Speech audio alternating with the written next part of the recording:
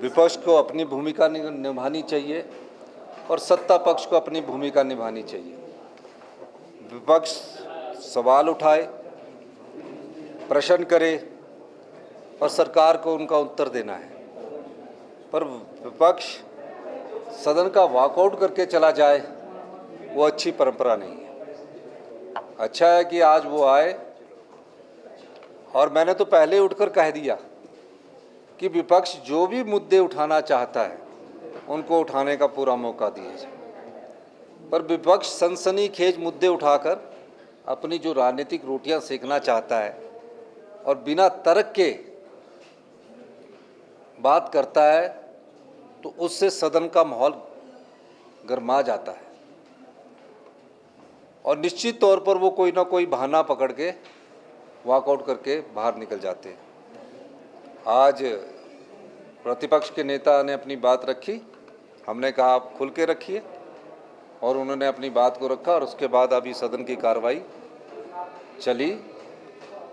प्रश्न उत्तर के समय भी ऐसा पहले कभी नहीं होता था कि क्वेश्चन आवर के समय पॉइंट ऑफ ऑर्डर दिया जाए, लेकिन अध्यक्ष महोदय, स्पीकर महोदय ने अपने विवेक का परिचय देते हुए विपक्ष के नेता को क्वेश्चन आंसर से पहले ही उनको अपनी बात रखने का मौका दिया, माहौल बना और सदन चला।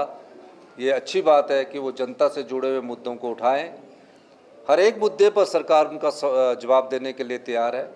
मैं दावे के साथ कह सकता हूं कि विपक्ष को चर्चा से भागना नहीं चाहिए, अपने मुद्दे उठाने चाहिए। मैं विधानसभा में अंदर सभा पटल पर एक स्टेटमेंट दूंगा, और ऐसा नहीं है कि किसी की सैलरी को रोका जा रहा है। सरकारी कर्मचारी और अधिकारी हमारे भाई है। जब फाइनेंशियल डिसिप्लिन लाना होता है तो इस प्रकार की थोड़ी सी समस्या रहती है और उसको ठीक ढंग से हमने प्रदेश को आगे बढ़ाना है।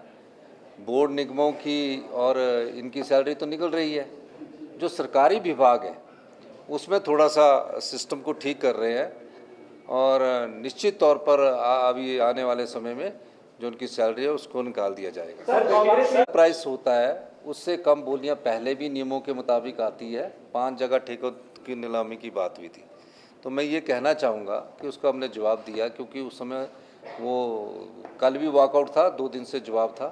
तो हमने 1 साल में 485 करोड़ रुपए शराब की बिक्री से कमाए और जो भारतीय जनता पार्टी 5 साल के 665 करोड़ रुपए कमाए हैं। तो आप अंदाज़ा लगाइए कि किसमें कहाँ अनियमितताएं हैं। आर्थिक संकट नहीं है भैया। अगर किसी फिस्कल डिसिप्लिन करना, आर्थिक संकट से हम उबर रहे हैं, आर्थिक संकट को हम पार कर चुके हैं। अब डिसिप्लिन लाकर हिमाचल प्रदेश को सेल्फ रिलायंट बनाने की तरफ, आत्मनिर्भर हिमाचल बनाने की तरफ ये चेंजिंग जरूरी है और इसमें फैसले किए जाएंगे। आर्थिक संकट कब होता है?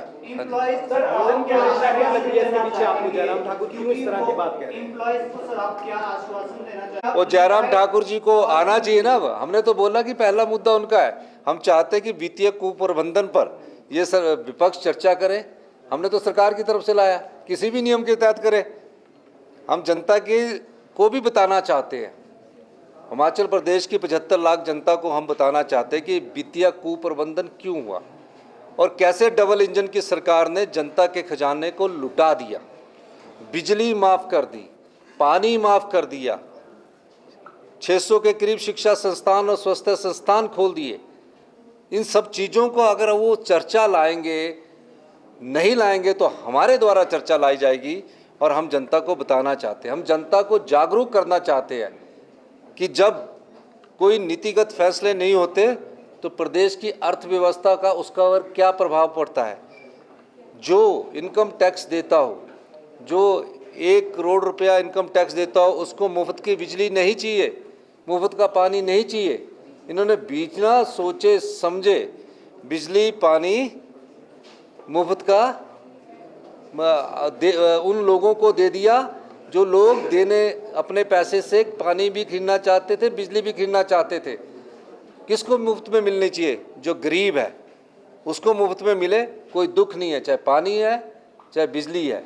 तो इन सब चीज़ों के मद्देनज़र जयराम जी ने जो 5 साल इस प्रदेश के खजाने को लुटाया है, उस दृष्टिकोण से उन्हें चर्चा लानी चाहिए। हमारी सरकार किसी भी नियम के तहत उन चर्चा को तैयार करने के लिए तैयार है। रिसोर्स मोबिलाइजेशन को मजबूत करने के लिए और उठाने के लिए, राजस्व में वृद्धि करने के लिए हमने प्रमुख कदम उठाए हैं। उसमें सबसे बड़ा कदम जो है वो जो बिजली है, जो लोग बिजली का बिल देना चाहते हैं, कई लोग मुझसे संपर्क कर रहे हैं, तकरीबन काफ़ी लोगों ने मुझसे संपर्क किया कि हम बिजली का बिल देना चाहते हैं और हमारे से बिजली का बिल लिया जाए।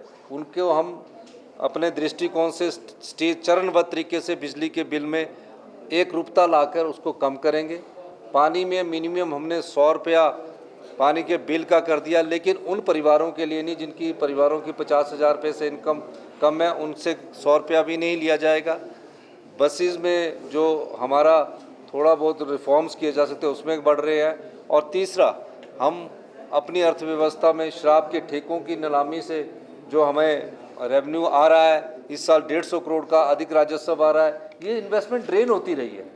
तो और भी कई, जैसे डीजल के में हम और बढ़ा रहे हैं, तो इन सब चीज़ों को बढ़ाकर हम आगे बढ़ रहे हैं। मेरा ये मानना है कि सरकारी कर्मचारी अधिकारियों के सहयोग से हम प्रदेश की अर्थव्यवस्था को आगे बढ़ा रहे हैं। बहुत बहुत धन्यवाद।